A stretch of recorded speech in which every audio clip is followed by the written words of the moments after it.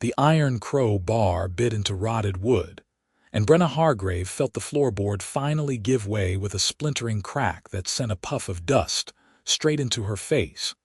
She coughed, wiping her green-skinned hand across her mouth and leaving a streak of grime along her jaw. The cottage had belonged to her uncle, a hermit who had died 6 months past, leaving this sagging structure to his only living relative. She had inherited a roof that leaked, walls that groaned in the wind, and 3 acres of overgrown land that might someday grow something other than weeds and disappointment. For the past 2 weeks, she had been clearing out the debris of a solitary life. Broken furniture, moth-eaten blankets, jars of preserves so old they had turned to something resembling tar. The floorboard came up in her hands, crumbling at the edges. Brenna set it aside and peered into the dark space beneath, expecting to find nothing more interesting than carpenter ants or perhaps a family of mice. Instead, her eyes caught the dull gleam of metal. She reached down carefully, her fingers closing around something solid and heavy. When she lifted it into the light streaming through the one clean window, she found herself holding a strongbox no larger than a loaf of bread, its surface covered in verdigris and old scratches. The lock had rusted through. She pried it open with the edge of the crow bar. Gold coins spilled across her lap. Brenna sat very still, her heart hammering against her ribs. She picked up one coin, then another, holding them up to the light. They were old, stamped with the profile of a king 3 generations dead, but gold did not lose its value just because the man on its face had turned to dust. She counted them slowly, her hands beginning to shake. 47 coins in all, a fortune, a genuine fortune. Enough to repair the cottage 10 times over, enough to buy livestock and seed and tools, enough to live comfortably for years without ever worrying about where the next meal would come from. She sat on the filthy floor of her dead uncle's cottage and laughed until tears ran down her face, cutting clean tracks through the dust. The next morning, Brenna walked into the village of Millbrook with 3 gold coins wrapped in a handkerchief and a list of supplies written on a scrap of paper. She had spent half the night hiding the strongbox in a better location, beneath the hearthstone this time, and the other half lying awake trying to convince herself that the gold was real and not some dream brought on by exhaustion and too much hard work. The village sat in a shallow valley where 3 roads met, surrounded by farms and woodlands. It was the sort of place where everyone knew everyone else's business, and strangers were noted before they made it halfway down the main street. Brenna had lived here for only 2 weeks, long enough to learn where to buy flour and which well had the sweetest water, but not long enough to be anything other than the orc woman who had inherited old Gareth's place. She made her purchases carefully, paying with silver she had earned working harvest last autumn and keeping the gold hidden. She bought nails and tar paper, soap and lamp oil, a good length of rope and a whetstone for her axe. The shopkeeper, a round-faced woman named Mistress Prout, wrapped everything in brown paper and made small talk about the weather. Brenna was loading her purchases into a borrowed hand cart when she heard the hammer blows ringing from the other end of the street. She had hired a carpenter 3 days ago to repair the cottage roof, which leaked in 4 places and sagged dangerously over the eastern corner. He had promised to start work this morning. She hurried back along the rutted road, the hand cart bumping over stones and puddles, and found him already at work when she arrived. He had set up a ladder against the side of the cottage and was perched on the roof, prying up damaged shingles and tossing them to the ground below. He was young, perhaps a year or 2 older than Brenna's own 22 years, with sun-browned skin and dark hair that fell into his eyes when he bent over his work. His shirt sleeves were rolled up to his elbows, and he worked with the easy confidence of someone who knew his craft. "Morning," he called down when he saw her. "I found the problem. Half these shingles are rotted clean through. You are lucky the whole thing has not come down on your head." "How much to replace them?" Brenna asked, shading her eyes against the sun. "I gave you the estimate already," he said, pulling up another shingle and examining it critically. 15 silver, materials included, though if you want it done properly, I would suggest replacing the support beam as well. That will be another 8 silver. 23 silver total. It was fair. She had asked around. But before yesterday, 23 silver had represented a significant portion of her savings, money she had been reluctant to part with. Now, with 47 gold coins hidden beneath her hearthstone, the price seemed laughably small. "Do it properly," she said. "Replace whatever needs replacing." He glanced down at her, surprise flickering across his face. "You are sure that is not a small sum?" "I am sure." He studied her for a moment longer, then nodded and went back to work. "Fair enough, it is your roof." His name was Ethan Whitmore, and he had a smile that came easily and a laugh that surprised her with its warmth. She had hired him because he had been recommended by the blacksmith, who said Ethan was honest and did not overcharge. She had expected competence. What she had not expected was the way he made work look like play, whistling while he hammered and calling down commentary on everything from the weather to the family of sparrows nesting in the eaves. "They have been here longer than you," he said, carefully working around the nest. "I would say that gives them squatters' rights." "I have no intention of evicting sparrows," Brenna replied, amused despite herself. "Good. I would hate to be party to bird murder." He grinned down at her, and she felt something warm unfurl in her chest. She told herself it was just relief at having competent help. Nothing more. The rumor started small, the way rumors always did in villages like Millbrook. Brenna did not know who had seen her counting the coins or how word had gotten out. But within 3 days of finding the strongbox, people began looking at her differently. Mistress Prout became suddenly obsequious when Brenna entered the shop, offering her the best cuts of dried meat and asking if she needed anything else. Anything at all. The blacksmith mentioned casually that he had some very fine tools for sale, if she was interested in setting up a proper homestead. People who had barely nodded to her in passing now stopped to make conversation, their eyes bright with curiosity. Ethan noticed the change too.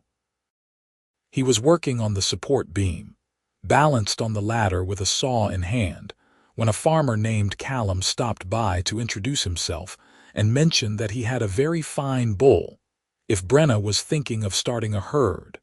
After Callum left, Ethan climbed down and wiped sawdust from his hands. "You have become popular," he observed, his tone light but his eyes thoughtful. Brenna, who was scrubbing the cottage's one window with vinegar and old rags, made a noncommittal sound. "Word is you found something valuable in the cottage," Ethan continued. He was not quite looking at her, his attention apparently fixed on his saw, but she could feel the question beneath the words. She considered denying it. But lies had a way of growing complicated, and besides, the truth was already out. "My uncle left me some money," she said carefully. "Enough to make repairs." "That is good," Ethan said. He tested the edge of the saw with his thumb, nodded to himself, and climbed back up the ladder. "You deserve a bit of luck." That was all he said on the subject. He did not ask how much or where it was hidden or whether she planned to spend it. He simply went back to work, and Brenna felt herself relax in a way she had not realized she had been tense. The suitors began arriving a week later. The first was a merchant named Gordon Tawley, who rode up in a fine carriage and presented himself at her door with a bouquet of hothouse flowers that must have cost more than Brenna's cottage was worth. He was a broad man in his 40s, with a florid face and rings on every finger. "Mistress Hargrave," he said, sweeping into a bow that made his waistcoat strain at the buttons. "I have heard much about you. I wanted to pay my respects and offer my assistance, should you need anything at all." Brenna, who had been in the middle of hauling water from the well, set down her bucket and stared at him. "I do not believe we have met. An oversight I am eager to correct," he smiled, showing teeth that were too white and too even. "I have business interests in 3 valleys. Timber, mostly, and some trade goods. I am always looking for promising investments." "I am not an investment. Of course not, of course not." He laughed as though she had made a joke. "I simply meant that a woman of property such as yourself might benefit from experienced guidance. The world can be complicated for those unfamiliar with managing wealth." Ethan, who was working on the roof and could undoubtedly hear every word, made a sound that might have been a cough or might have been suppressed laughter. Brenna took the flowers because refusing them seemed rude, but she made it clear that she did not need guidance, experienced or otherwise. Gordon Tawley left looking mildly put out but not discouraged. The second suitor arrived 2 days later. His name was Marcus Fenley, and he was younger than Gordon, with the smooth manners of someone born to money. He owned land to the south, he said, hundreds of acres of good farmland. He had heard about her inheritance and wanted to assure her that, should she wish for companionship, he would be honored to call on her. "I am not looking for companionship," Brenna said bluntly. Marcus only smiled. "Perhaps not yet, but a woman alone can be vulnerable. It would ease my mind to know you had someone looking out for your interests." Ethan, perched on the roof, dropped a hammer. It landed in the dirt with a solid thunk. "Sorry," he called down. "Slipped." Marcus glanced up, his expression flickering with irritation, but he recovered quickly. "You are making improvements, I see. Excellent.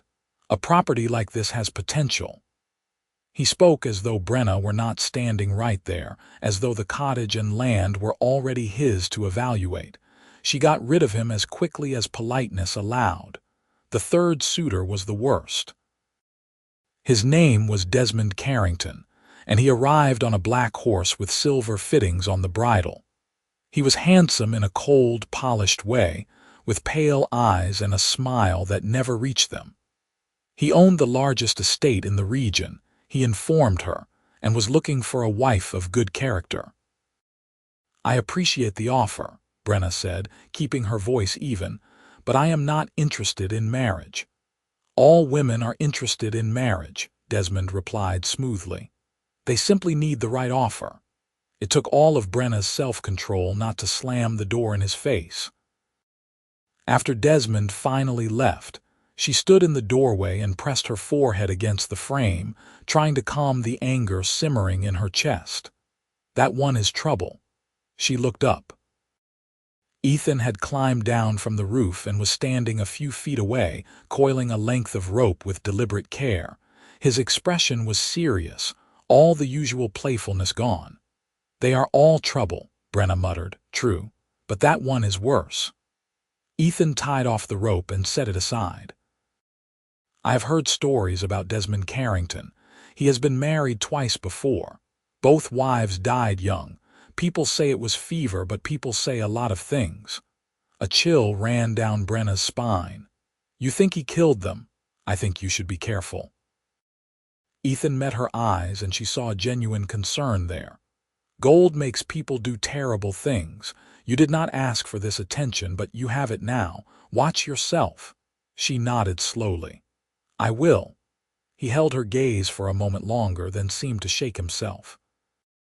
The smile came back, smaller than usual but real.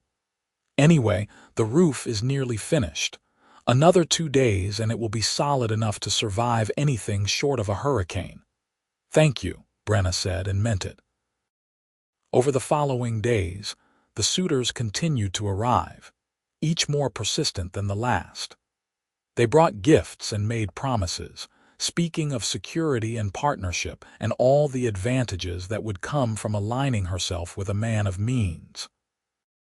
Brenna turned them all away with varying degrees of patience. What frustrated her most was that none of them seemed to see her as a person. They saw the gold, the property, the potential for profit. They looked at her green skin and her tusks, and saw an orc woman who should be grateful for their attention, who should be eager to trade her newfound wealth for the protection and respectability of marriage to a human man. Not one of them asked what she wanted. Not one of them cared. Ethan, by contrast, treated her exactly as he had from the beginning. He showed up each morning, worked through the day, and accepted his pay without comment. He made jokes and asked her opinion on things like the placement of the new support beam and whether the shingles should overlap by 2 inches or 3. He treated the fortune as though it were entirely her business and none of his. It made her like him more than was probably wise. She had liked him from the beginning if she was honest with herself. There was something about the way he moved, the easy grace of someone comfortable in his own skin that drew her eye. And his smile, crooked and warm, did strange things to her heartbeat. But it was more than physical attraction. It was the way he treated her like an equal, the way he listened when she spoke, the way he found humor in the small absurdities of life. She found herself looking for excuses to be outside when he was working. She brought him water and bread at midday, and they would sit in the shade of the cottage and talk about nothing in particular. He told her about growing up in Millbrook, the son of a farmer who had died when Ethan was 12, leaving him to apprentice with the village carpenter. She told him about her own childhood, raised by her mother in a border settlement where orcs and humans lived in uneasy proximity. "You miss it?" Ethan asked one afternoon. They were sitting on the cottage steps, watching the sun sink toward the horizon. "Sometimes," Brenna admitted. "But there was nothing left for me there after my mother died. This place, for all its problems, feels like a chance to start over." Ethan nodded thoughtfully. "I can understand that. Starting over is hard, though, building something from nothing." "You did it," Brenna pointed out. "You built a trade for yourself. True, but I had help. The carpenter who took me on, he was a good man, taught me everything he knew." Ethan glanced at her, his expression softening. "You do not have to do this alone, you know. There are people here who would help you if you asked."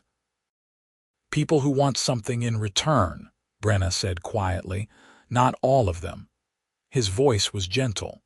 "Some people just want to help because it is the right thing to do." She looked at him, this young carpenter with sawdust in his hair and kindness in his eyes, and felt her heart do something complicated and terrifying. She was falling for him. She had probably been falling for him since the first day he climbed onto her roof and made jokes about sparrows. The realization settled over her like a blanket, warm and uncomfortable at the same time. The problem, she realized over the next several days, was that Ethan showed no sign of feeling the same way. Oh, he was friendly. He smiled and joked and seemed to enjoy her company. But there was a line he never crossed, a careful distance he maintained. When the suitors came calling, he made himself scarce, disappearing around the side of the cottage or finding urgent work that needed doing elsewhere. He never commented on them beyond that first warning about Desmond Carrington. Brenna tried to tell herself it did not matter. She had more important things to worry about than whether the carpenter liked her back. But her heart, inconveniently, did not listen to reason. She caught herself watching him work, admiring the strength in his arms as he lifted beams into place, the concentration on his face when he measured and cut. She noticed small things, the way he pushed his hair back when he was frustrated, the scar on his left hand from some old accident, the way his eyes crinkled at the corners when he laughed. She was being ridiculous. She knew she was being ridiculous, but knowing did not make it stop. One afternoon, Gordon Tawley returned with an even larger bouquet and an offer to take Brenna to dinner at the finest inn in the next town over. She declined as politely as she could manage, but Gordon was persistent. "Surely you can spare one evening," he pressed. "A woman of your newfound position should be seen in the right places with the right people." "I am perfectly happy here," Brenna said firmly. "But you could be so much more than happy," Gordon insisted. "With the right partner, you could build an empire. Think of what we could accomplish together." "I am not interested in building an empire." She was losing patience now. "I am interested in being left alone to live my life." Gordon's smile thinned. "You are being short-sighted. A woman in your position, an orc woman, you need allies. You need protection. The world is not kind to those who stand alone. She has allies." Both Brenna and Gordon turned.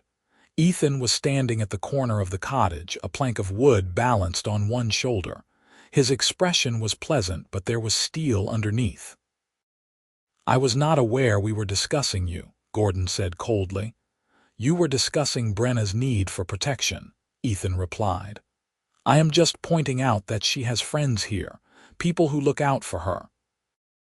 Gordon looked Ethan up and down, taking in the worn work clothes and the sawdust-covered boots. "How reassuring," he said, his tone making it clear that he found it anything but. He turned back to Brenna. "The offer stands should you reconsider. I would hate to see you make a decision you will regret." After he left, Brenna let out a long breath. "Thank you," she said to Ethan. He shrugged, shifting the plank on his shoulder. He was being an ass. Someone needed to say something. "Still, I appreciate it." Ethan looked like he wanted to say something more, but he just nodded and carried the plank around to the other side of the cottage. Brenna stood in the yard, frustration churning in her chest. She wanted to follow him, to ask him why he had intervened, to ask if he cared about her beyond simple friendship. But the fear of his answer kept her rooted in place. The roof was finished on a bright morning in early autumn. Ethan climbed down from the ladder, wiped his hands on his trousers, and surveyed his work with evident satisfaction. "That should hold for 20 years at least," he said. "Longer if you keep up with the maintenance." Brenna looked up at the neat rows of shingles, the straight line of the roof's edge, the solid repair where the support beam had been replaced. It looked like a real roof now, not the sagging disaster it had been. "It looks wonderful," she said honestly. "You do good work." "I try." He grinned at her, then pulled a folded piece of paper from his pocket. "Here is the final accounting. I threw in some extra tar paper for free since I had it left over from another job." Brenna took the paper and scanned the numbers. The total came to exactly what he had quoted at the beginning, not a penny more despite the extra days of work when he had discovered additional damage. She went inside and counted out the silver from her lockbox, then added 5 extra coins. When she handed him the money, he frowned. "This is too much. The extra is for the tar paper and for finishing early." "I did not finish early. I finished on time, and I told you the tar paper was free." "Then consider it a tip for excellent service." Ethan looked at the coins in his hand, then at her, his expression complicated. "Brenna, I cannot take this." "Why not?" He hesitated, and for a moment she thought he would explain. But then he just shook his head and handed the extra coins back to her. "It is too much. The agreed price is fair." She wanted to argue, but something in his face stopped her. She took the coins back, confused and a little hurt.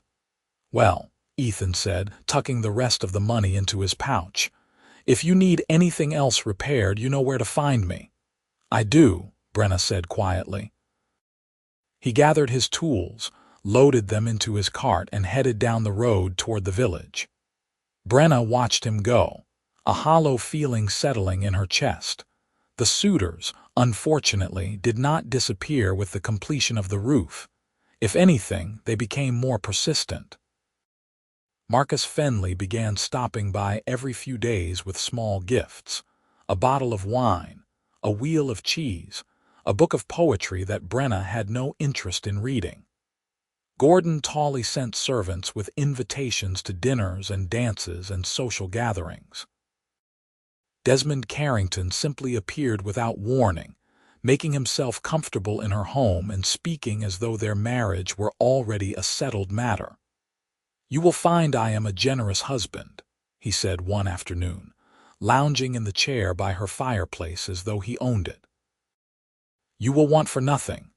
"I want for nothing now," Brenna replied, standing by the door in a pointed suggestion that he should leave.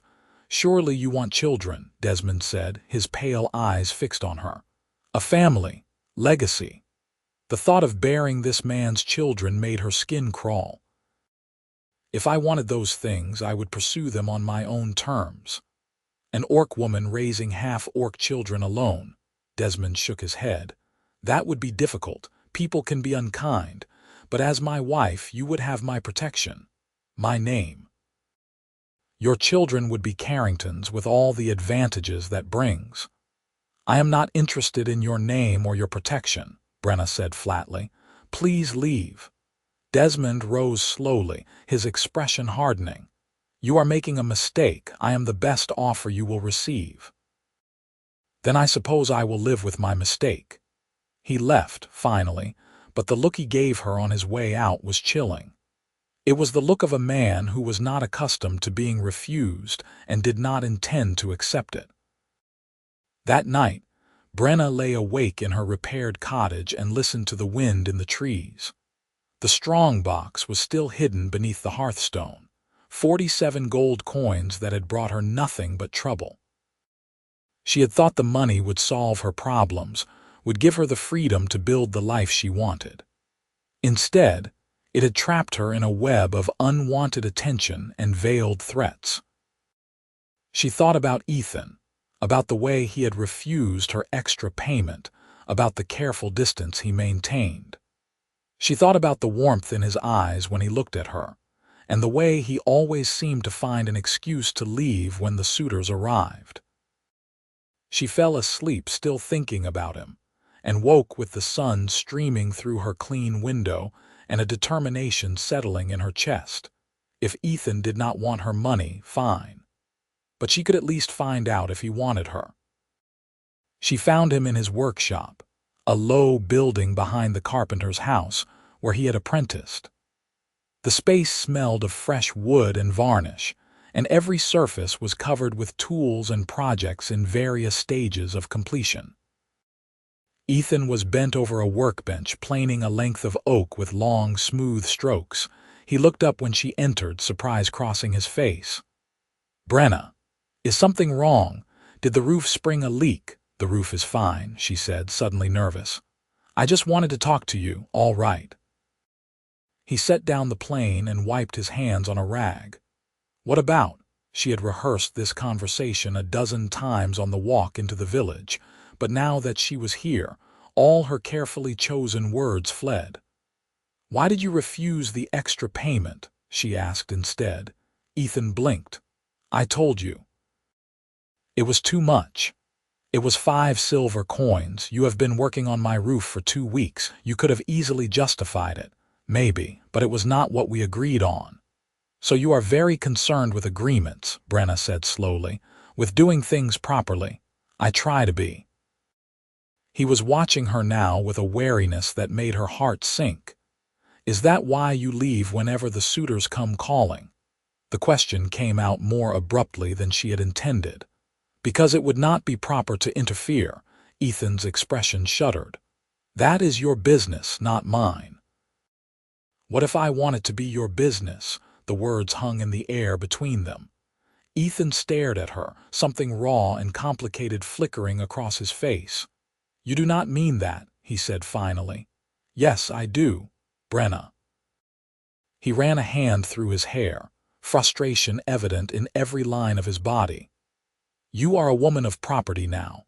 You have men with money and land and status pursuing you, men who can give you security and comfort. I am a carpenter."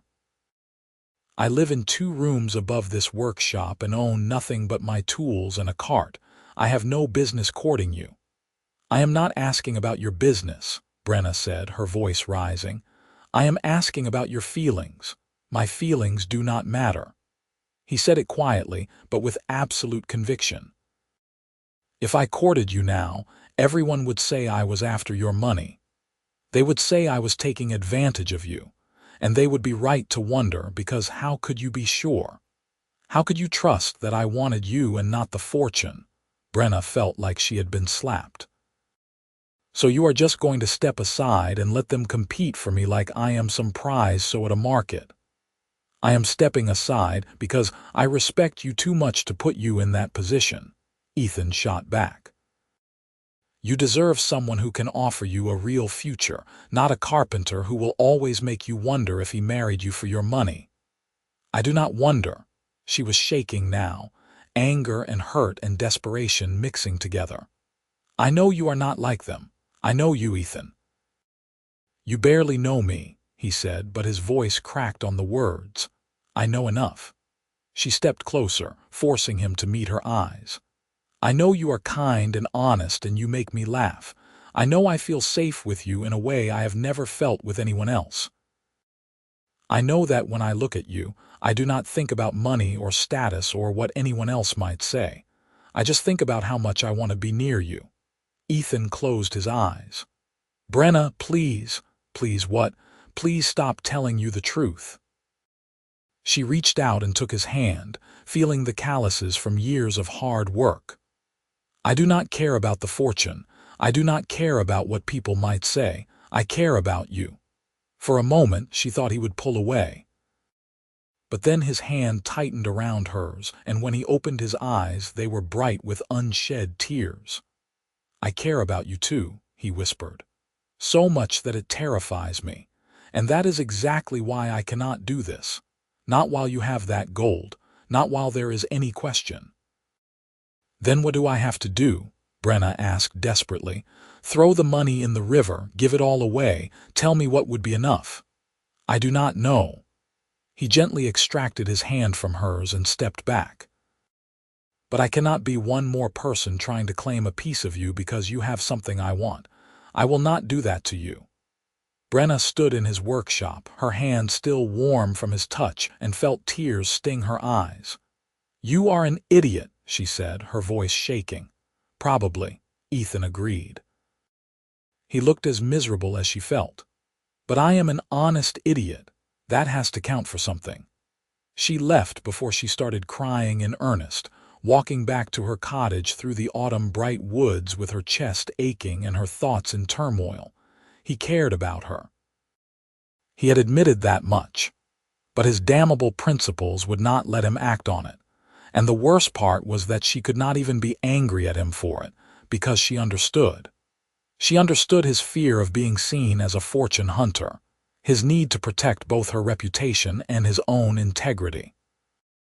But understanding did not make it hurt any less. Over the next week, Brenna tried to lose herself in work. She cleared the rest of the cottage, hauling out the last of her uncle's possessions and scrubbing every surface until the place gleamed. She started planning a garden for the spring, marking out beds and making lists of seeds to buy. She repaired the fence around the property and cut back the overgrown brush that had swallowed the path to the well. The suitors continued to call, and she continued to turn them away with increasing bluntness. But Desmond Carrington was not so easily discouraged. He arrived one morning with 2 men she did not recognize, both large and unfriendly looking. "We need to discuss a legal matter," he said, his tone formal. Brenna, who had been chopping wood, set down her axe and wiped her hands. "What legal matter?" "The gold you found in this cottage," Desmond said. "I have reason to believe it was stolen property." Her blood ran cold. "That is a lie." "It belonged to my uncle." "Can you prove that?" Desmond's smile was thin and dangerous. "Because I have a deed here that suggests otherwise. This property and everything in it was part of an estate sale 20 years ago. The gold should have been included in the inventory." If it was not, then it was hidden deliberately, which means it was stolen from the rightful owners. He produced a yellow document from his coat and held it out to her. Brenna took it with shaking hands and tried to make sense of the cramped handwriting and legal terminology. It appeared to be a record of sale, listing the cottage and land as part of a larger transaction. "This does not prove anything," she said, but her voice lacked conviction. "It proves enough to bring the matter before a magistrate," Desmond replied. "Unless, of course, we can reach an agreement. Marry me, and I will ensure the matter is dropped. Refuse, and I will see you dragged through the courts until you have spent every coin on legal fees." The two men behind him shifted, their presence a silent threat. Brenna looked at the document, at Desmond's cold smile, at the men who clearly had no qualms about intimidation. Fear warred with anger in her chest. "Get off my property," she said, her voice low and shaking. "Think carefully about this," Desmond warned. "I am offering you a way out. Refuse and you will lose everything." "I said get out." Desmond's expression hardened. "You have 1 week to reconsider. After that, I file the claim." He turned and strode back to his horse, the two men following like trained dogs. Brenna stood in her yard, clutching the fraudulent deed, and tried not to panic. She did not go to Ethan immediately. Pride kept her away for 2 days, during which she tried to figure out a solution on her own. But the more she examined the document Desmond had given her, the more convincing it seemed.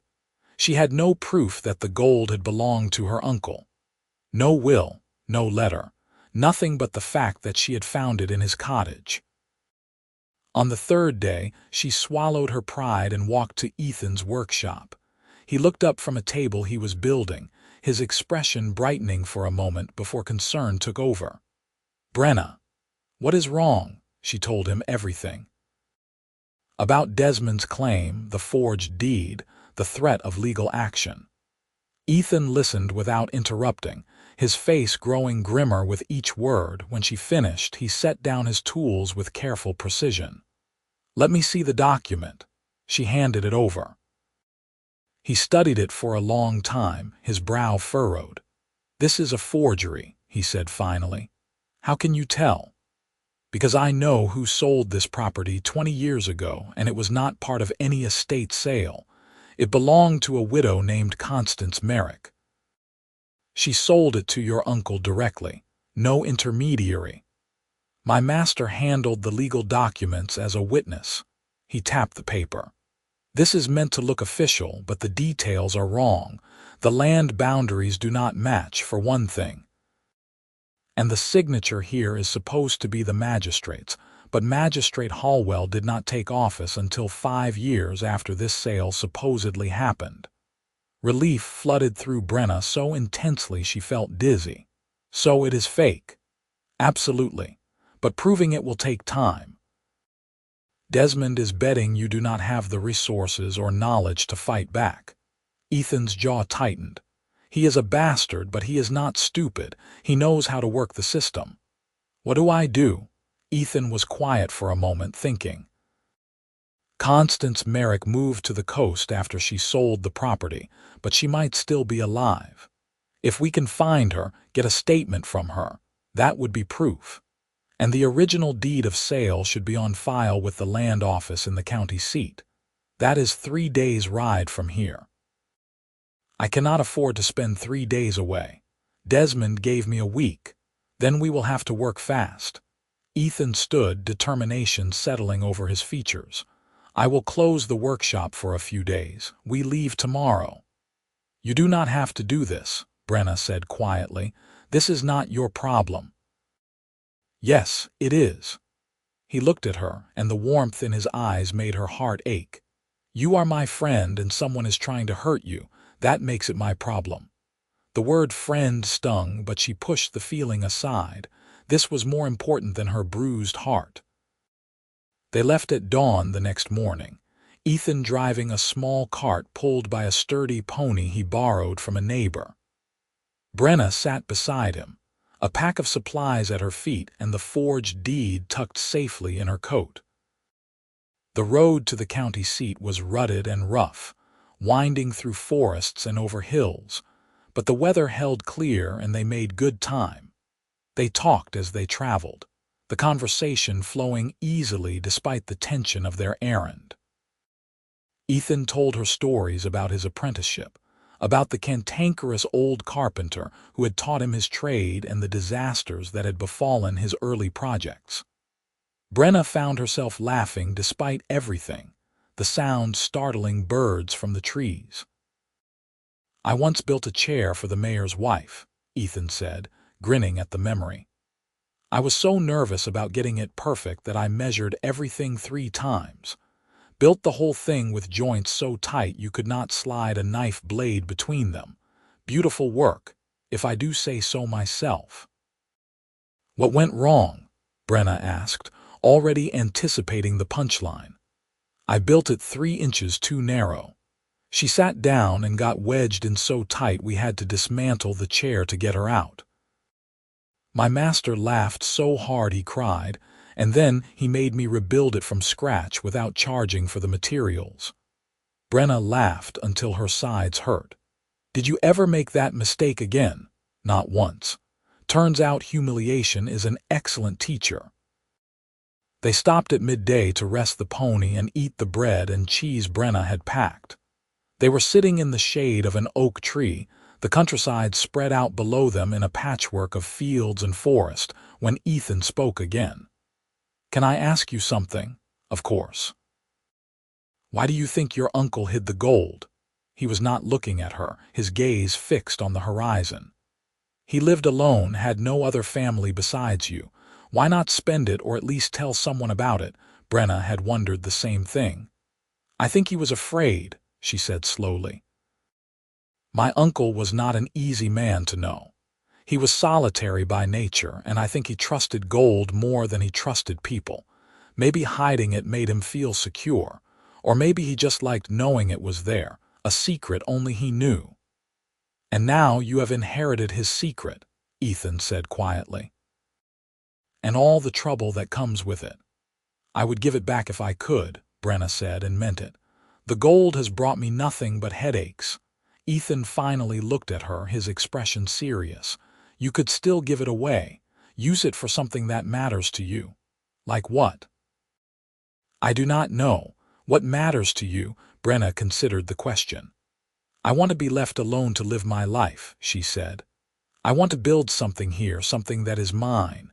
A home, maybe a farm, something simple and good." "That does not require 47 gold coins," Ethan pointed out gently. "No," Brenna agreed. "It does not." They reached the county seat late in the afternoon of the second day. It was a proper town, larger than Millbrook by several orders of magnitude, with paved streets and stone buildings, and a market square bustling with activity. The land office was housed in a government building near the center of town, a stolid structure with columns and an air of bureaucratic permanence. The clerk who met them was a thin man with ink-stained fingers and a harried expression.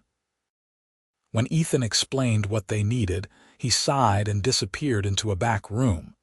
He returned 20 minutes later with a ledger so old the leather binding was cracking. "Merrick to Hargrave," he muttered, flipping through pages. "Year 206, autumn, here we are." He turned the ledger so they could see.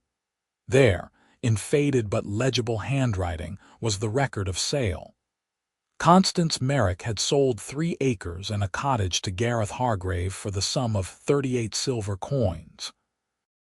The transaction had been witnessed by 2 people, a carpenter named Thomas Birch and the magistrate at the time, whose signature was clearly different from the one on Desmond's forged document. "Can I get a certified copy of this?" Ethan asked. The clerk looked pained. "That will cost you 2 silver and take 3 days to prepare."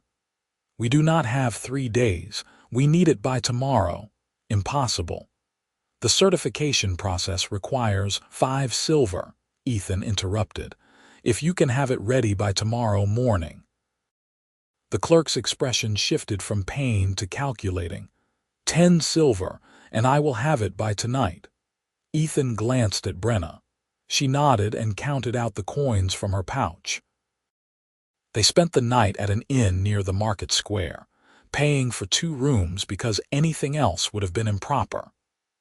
Brenna lay awake in her narrow bed, listening to the sounds of the town through the window and thinking about Ethan in the room next door. He had spent his own money on this trip, had closed his workshop and devoted days to helping her, and he had done it all without hesitation. She thought about what he had said in his workshop, about not wanting to be another person trying to claim a piece of her because of the gold. And she thought about what she had said to him in return, that she cared about him. Both things were still true, but knowing that did not solve the problem between them. The clerk had the certified copy ready by morning as promised. Ethan tucked it carefully into his coat, and they began the journey back to Millbrook. They made the return trip in a day and a half, pushing the pony harder than was probably wise, but neither of them wanted to waste time. They arrived in Millbrook dusty and exhausted, with the sun setting behind the hills. Ethan drove straight to the magistrate's house, a tidy cottage on the edge of the village. Magistrate Hallwell was a stern woman in her 60s with gray hair pulled back in a severe bun and eyes that missed nothing. "Desmond Carrington is claiming your inheritance is stolen property," she said after they had explained the situation. She examined the forged deed with a critical eye. "This is shoddy work. The handwriting is wrong, the boundaries are wrong, and this is not my predecessor's signature." "So the claim is fraudulent," Brenna said, relief washing over her completely. "I will issue a statement to that effect and make sure Carrington knows that any further harassment will result in legal action against him." Magistrate Hallwell's expression hardened. "I do not appreciate men who use my office as a tool for intimidation. He will answer for this." She wrote out the statement in crisp, efficient handwriting and sealed it with her official seal. "Take this to him, and if he gives you any further trouble, come to me immediately." They found Desmond at the inn, drinking wine in the common room with his 2 thugs flanking him. He looked up when Brenna and Ethan entered, a smug smile crossing his face. "Have you reconsidered my offer?" he asked. Brenna walked up to his table and slapped the certified copy of the sale record and the magistrate's statement in front of him. "Your claim is fraudulent. The magistrate has issued a statement to that effect. If you attempt any further legal action or harassment, you will face charges." Desmond's smile evaporated. He picked up the documents and read them, his face going pale and then red. "This is ridiculous." "You cannot prove, we can prove everything," Ethan said quietly. "The original deed is on file at the county land office. The sale was legal and properly witnessed. Your document is a forgery and you know it." One of the thugs shifted, his hand moving toward his belt, but Magistrate Hallwell chose that moment to enter the inn. Her presence was enough to freeze everyone in place. "Mr. Carrington," she said, her voice cold as winter, "I believe we need to have a conversation about your conduct." Desmond stood abruptly, the chair scraping against the floor. "This is not over," he said to Brenna, but his voice lacked conviction. "Yes, it is," Brenna replied calmly. She and Ethan left the inn while the magistrate was still reading Desmond the legal equivalent of a dressing down. Outside, in the cool evening air, Brenna finally allowed herself to breathe. "It is really over," she said, half to herself. "It is." Ethan was smiling, the tension of the past days finally easing from his shoulders. "You are safe. The gold is legally yours. Thanks to you." She turned to face him. "I could not have done this without you." "You could have," Ethan said, "but I am glad you did not have to." They stood there in the twilight, the village quiet around them, and Brenna felt the weight of the past weeks pressing down on her. The fortune, the suitors, the fear and uncertainty, all of it had been too much, and she was tired of carrying it alone. "I have been thinking about what you said," she told Ethan, "about the gold and what I could do with it. And I want to give most of it away." Ethan blinked. "You are serious?" "Completely." She had been turning the idea over in her mind since their conversation on the road, and it felt right. Millbrook needs a new well. The old one is running dry and people have to haul water from the creek, and the mill has been broken for 2 years. Without it, everyone has to travel to the next town to grind their grain. If I used the gold to fix those things, it would help everyone. "That is a generous thought," Ethan said slowly. "But Brenna, that is your security, your future." "I do not need 47 gold coins to have a future," Brenna replied. "I need a community. I need people I can trust, and maybe if I do this, I will finally feel like I belong here instead of being the orc woman with the hidden fortune." Ethan looked at her for a long moment, something shifting in his expression. "You are remarkable," he said quietly. "Do you know that?" Heat rose in Brenna's cheeks. "I am just tired of being the person everyone wants something from.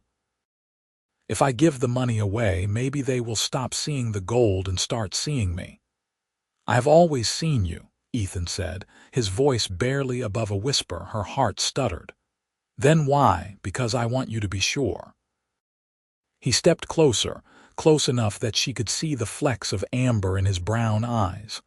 "I want you to choose this, choose me without any doubt, without wondering if I am like all the others." "I have never wondered that," Brenna said fiercely. "Not once." "Then I am a fool," Ethan said and kissed her. It was soft and tentative at first, a question more than a declaration. But when Brenna kissed him back, winding her arms around his neck and pulling him closer, he made a sound low in his throat and deepened the kiss. His hand settled on her waist, warm and solid, and Brenna felt like every piece of her that had been scattered was finally coming back together. When they finally broke apart, both breathing hard, Ethan rested his forehead against hers. "I have wanted to do that for weeks," he admitted. "You could have," Brenna said, laughing a little. "I would not have objected, I know, but I needed to wait. I needed to be sure that when I did this, it was for the right reasons." He cupped her face in his hands, his thumbs brushing over her cheekbones. "I love you, Brenna Hargrave. Not your gold, not your property, just you." Brenna felt tears prick her eyes, but they were happy tears this time. "I love you too, Ethan Whitmore. I have loved you since you made jokes about evicting sparrows." He laughed and kissed her again, and Brenna thought that this, right here, was worth more than all the gold in the world. The next morning, Brenna went to see Magistrate Hallwell again, this time with a proposal. She wanted to donate 30 gold coins to the village for the repair of the well and the mill, with the stipulation that the work be done fairly, and the benefits shared by everyone. Magistrate Hallwell listened with her usual stern expression, but when Brenna finished, something that might have been approval flickered in her eyes. "That is a significant contribution. Are you certain?" "I am certain," Brenna said. "Very well. I will convene a village meeting to discuss the allocation of funds and the hiring of workers. You will, of course, have input on the decisions." The village meeting took place 3 days later in the common room of the inn. Nearly everyone in Millbrook attended, cramming into the space until there was barely room to breathe. Magistrate Hallwell explained Brenna's offer, and the room erupted in excited conversation. A new well would mean clean, reliable water for everyone. A working mill would save hours of travel and allow people to process their grain locally, saving money and time. The benefits were clear, and the gratitude was overwhelming. But not everyone was pleased. Gordon Tawley stood and cleared his throat, his expression sour. While we appreciate Mistress Hargrave's generosity, we must ask ourselves why she is doing this. Is it genuine charity, or is she trying to buy acceptance? Several people shifted uncomfortably. Brenna felt her stomach clench, but before she could respond, Ethan stood. "Does it matter?" he asked, his voice carrying through the room. "The well is dry. The mill is broken. Brenna is offering to fix both. If you want to question her motives instead of accepting help when it is offered, that says more about you than it does about her." "Easy for you to say," Gordon sneered. "You have been spending quite a bit of time at her cottage lately. Perhaps you have a personal interest in keeping her in the village's good graces." "Perhaps I do," Ethan said evenly, "but that does not change the fact that she is offering to help.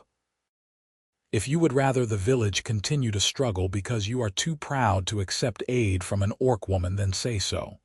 Otherwise, stop wasting everyone's time." There was a moment of tense silence. Then Mistress Prout, the shopkeeper, stood.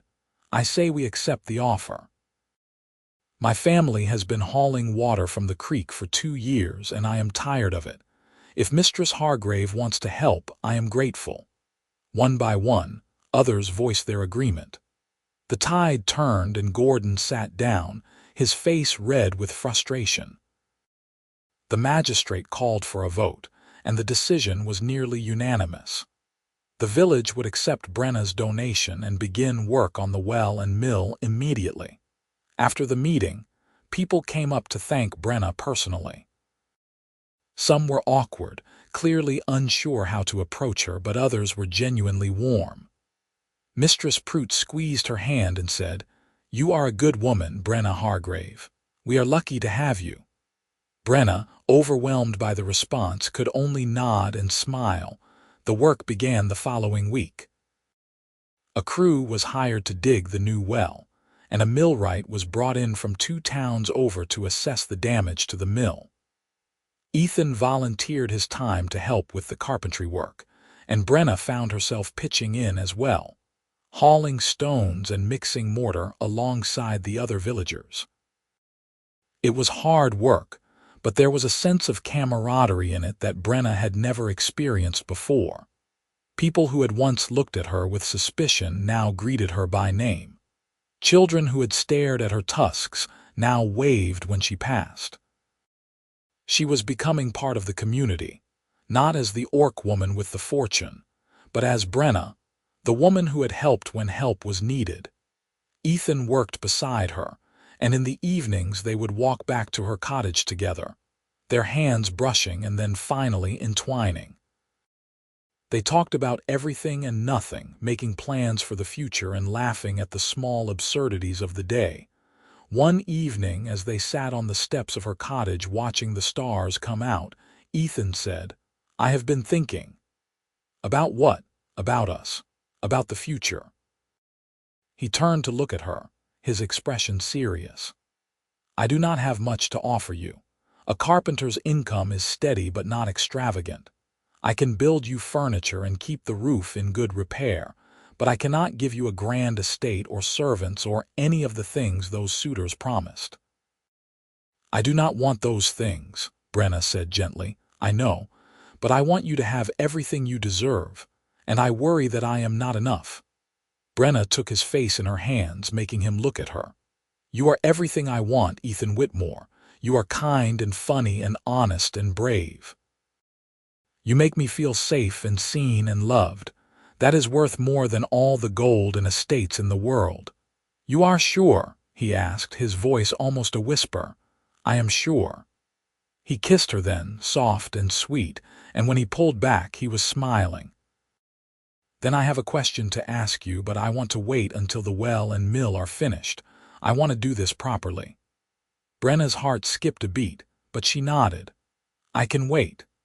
The well was completed first, a deep, clean source of water that the whole village celebrated with a small festival. There was food and music, and Magistrate Hallwell made a speech thanking everyone who had contributed to the project. She made special mention of Brenna, and the applause that followed was genuine and warm. The mill took longer. The damage was extensive, and the millwright had to replace several of the mechanisms entirely. But finally, 3 months after the work had begun, the mill was ready. The dedication was held on a bright autumn day, with the whole village turning out to watch the great wheel turn for the first time in 2 years. The millwright threw the lever, and water surged through the channel, setting the wheel in motion. It creaked and groaned at first, but then it found its rhythm, turning steadily and smoothly. Inside, the grinding stones began to spin, and the miller fed in a measure of grain. Flour poured out, white and fine, and a cheer went up from the crowd. Brenna stood beside Ethan, watching the celebration with a sense of deep satisfaction. She had done this. Her gold had made this possible, and the joy on the faces around her was worth every coin. When the initial excitement had died down, Ethan took her hand. "Come with me," he said. He led her away from the crowd, down the path that followed the stream. They walked until the sounds of the celebration faded behind them, leaving only the rush of water and the rustle of wind through the trees. They stopped at a bend in the stream where the water pooled clear and calm. Ethan turned to face her, and Brenna saw that his hands were shaking. "I have been carrying this around for a month," he said, reaching into his pocket, waiting for the right moment. He pulled out a small wooden box, beautifully carved with a pattern of leaves and flowers. He opened it to reveal a simple silver ring, unadorned but perfectly polished. "Brenna Hargrave," he said, his voice steady despite his shaking hands, "I am a poor carpenter with nothing to offer you but my love and my labor. But if you will have me, I promise to build you a life full of laughter and warmth and all the things that matter. Will you marry me?" Brenna felt tears streaming down her face, but she was smiling so wide it almost hurt. "Yes," she said. "Yes, of course, yes." Ethan laughed and slid the ring onto her finger. It fit perfectly, as though it had been made for her. And maybe it had. He kissed her, and Brenna kissed him back, pouring all her love and joy and hope into that single moment. When they returned to the celebration, hand in hand, Mistress Prout took one look at them and started clapping. "They are engaged," she called out, and the whole village erupted in cheers. Brenna and Ethan were swarmed with well-wishers, people clapping them on the back and offering congratulations. Even Magistrate Hallwell smiled, a rare expression that softened her stern features. Gordon Tolley had left the village weeks ago, his pride too wounded to stay. Marcus Fenley had moved on to courting a merchant's daughter in the next town. And Desmond Carrington had been quietly escorted out of the region by the magistrate, with a warning that any return would result in immediate arrest. The suitors were gone, and Brenna was free to live the life she chose. They were married on the first day of spring, in a simple ceremony held in the village square.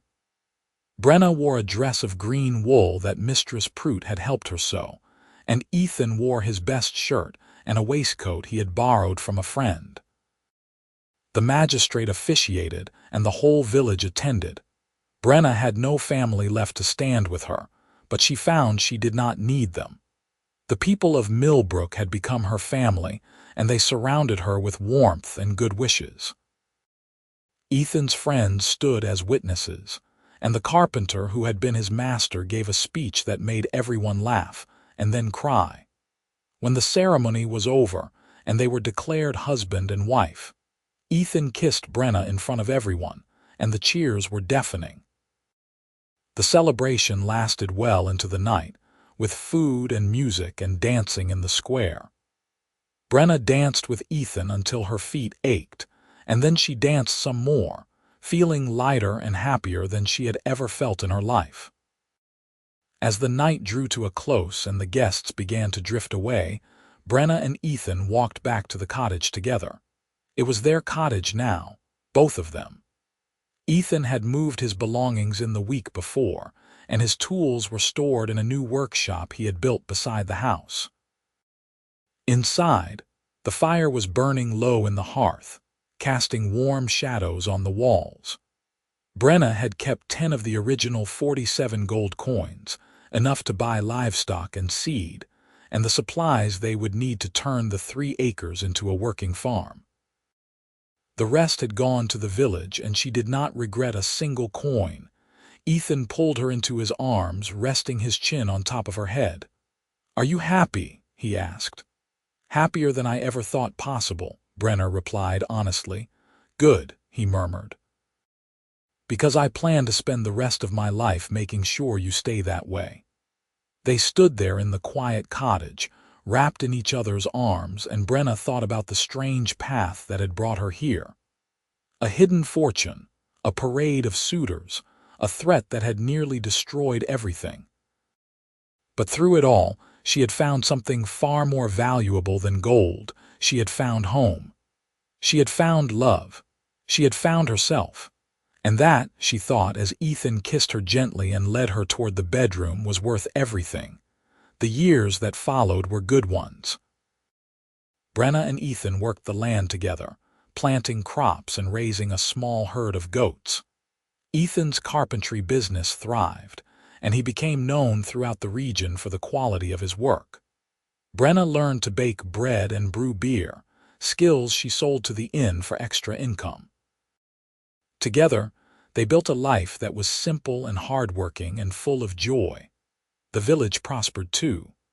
The new well never ran dry, even in the driest summers, and the mill ground grain for farms across 3 valleys. People spoke of Brenna's generosity for years, and children grew up hearing the story of the orc woman who had given away a fortune to help her neighbors. 2 years after their wedding, Brenna gave birth to a daughter. They named her Clara after Ethan's mother, and she had her father's dark hair and her mother's green-tinted skin. She was beautiful and fierce and loved beyond measure. When Clara was 3, a son followed. They named him Samuel, and he had his mother's pointed ears and his father's easy smile. The cottage rang with the sounds of children's laughter, and Brenna could not imagine a sweeter music. Ethan proved to be a devoted father, patient and playful and endlessly creative. He built the children a treehouse in the oak behind the cottage and taught them to carve and measure and work with their hands. Brenna taught them to read and to tend the garden and to be kind to all creatures, no matter how small. On warm summer evenings, the family would sit on the steps of the cottage and watch the sun set over the valley. Ethan would play a simple melody on the wooden flute he had carved, and Clara would dance while Samuel clapped along. Brenna would watch them, her heart so full it felt like it might burst, and think about how far she had come. She had arrived in Millbrook alone and uncertain, with nothing but a ruined cottage and a stranger's inheritance. She had found gold and lost it, or given it away, which amounted to the same thing. She had been courted by wealthy men who saw her as a prize and threatened by a villain who saw her as an obstacle. But through it all, she had held fast to what mattered. She had chosen love over wealth, community over isolation, and integrity over convenience. And she had been rewarded with a life richer than any fortune could buy. The mill still stood at the heart of the village, its wheel turning steadily year after year. The well still provided sweet, clean water. And the cottage on 3 acres, once decrepit and forgotten, was now a home filled with love and laughter. Brenna Hargrave had discovered a hidden fortune and chosen the poor carpenter over every wealthy suitor. And in doing so, she had found the greatest treasure of all, a life well lived, surrounded by people she loved and who loved her in return. As the sun dipped below the horizon and the first stars began to appear, Ethan reached over and took Brenna's hand. She squeezed back, and they sat together in comfortable silence, their children playing at their feet and the whole wide world spread out before them. It was everything she had ever wanted. It was enough. It was home.